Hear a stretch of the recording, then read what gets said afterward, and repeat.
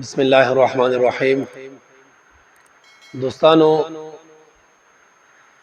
د اوړي موسم دی. په دې موسم کې اکثر د موزي چې کوم حشرات دي نو دا زیاتیږي او انسان ته دی ډیر زیات تکلیف وي، لکه مچان وغیرہ واخلا، ماش او کټمل. نو بیا د دې موزي زناورو د ختمولو لپاره انسان مختلف طریقې استعمالوي او مختلف طریقې اختیاروي. په هغه کې بعضې طریقې جایز دي او بعضې نیم حرام دي. لکه دوی په ذریعه سره دا زناور وجل دا خو جایز دي، لیکن بعضې خلک اکثر د کټملو د وجلو لپاره د ګرمو اوبو استعمال کوي او د ګرمو اوبو په ذریعه سره د کټمل وجلي.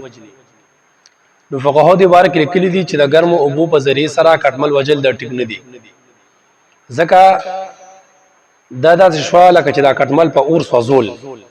او حدیث واره کې زناورو لرا یا داسې زنده سیز لرا چې هغه کې ساوي هغه په اور باندې سوځول د نبی سلام منع کړي دي. لکه حدیث واره کې راځي نبی سلام فرمایي چې لا ينبغي ان يعذب بالنار الا رب النار. مناسب ندي د انسان لپاره دا چې سزا ورکړي یو سیس ته په اور باندې، مگر که سزا د اور ورکړي نو دا به رب د اور ورکړي، یعنی الله تعالی به ورکړي. یعنی الله تعالی د اور مالک ته، د اور پروردگار او خالق ته، او د اور چې کوم دی رب دی. نو که یو سیس ته سزا ورکړي په اور باندې نو هغه الله تعالی ورکولی شي. د الله نه ما سوا مخلوق یعنی موږ او تاسو په اور باندې بل سیس نشو سیزلی، هغه کټمل وي او که موچه او که ډمبرې وغیره.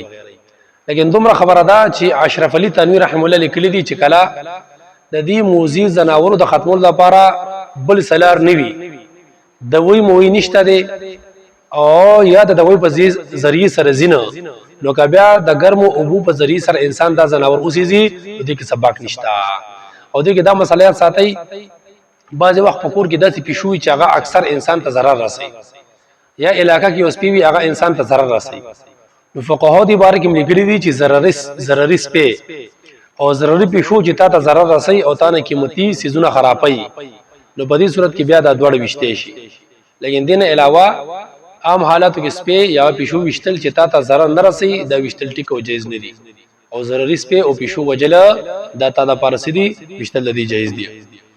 دین علاوه یو درې مسله په هدایت ساتي چې کله انسان اکثر د دړې وغیرہ وکي یا خشاکو کې بعض وخت په دې دړو خشاک کې میږي وي، نو بعض نیم انسانان اړو احتیاط اونې کې دا اونسنډي او ډایرک اور ته وردن نه کی، نو دا ګوره ګناه ده، ځکه د الله تعالی مخلوق په اور باندې سیزل دا د انسان لپاره حرام دي.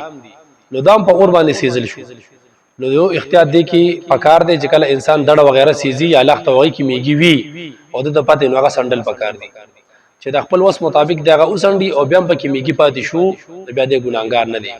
او کله ډایرک وته پته و چې په کې میږي شتا د لخت کې اډړه کې او به اور تور مخ کې کانو بیا به ګناګاری.